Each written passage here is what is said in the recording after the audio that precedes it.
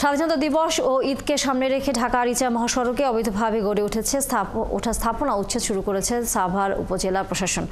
সাভার উপজেলা নির্বাহী কর্মকর্তা ও নির্বাহী ম্যাজিস্ট্রেট আবু বকর সরকার জানান, রবিবার সকাল 11টা থেকে হেমায়তপুর এলাকার অভিযান শুরু হয়।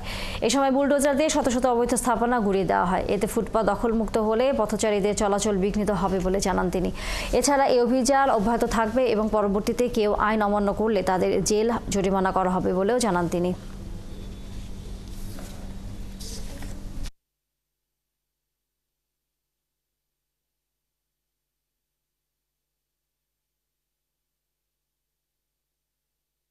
ইতিপূর্বে আমরা কয়েকবার এই উচ্ছেদ অভিযান পরিচালনা করে আসছিলাম। আপনাদের মাধ্যমে সাভারবাসীকে এবং অবৈধ যারা ফুটপাতে ব্যবসা করেন তাদের একটা মেসেজ দিতে চাই, আপনারা কেউ ফুটপাতে ব্যবসা করবেন না, বৈধ জায়গায় ব্যবসা করেন। উপজেলা প্রশাসনের পক্ষ থেকে যে ধরনের সহযোগিতা লাগে আমরা আপনাদেরকে সহযোগিতা করব।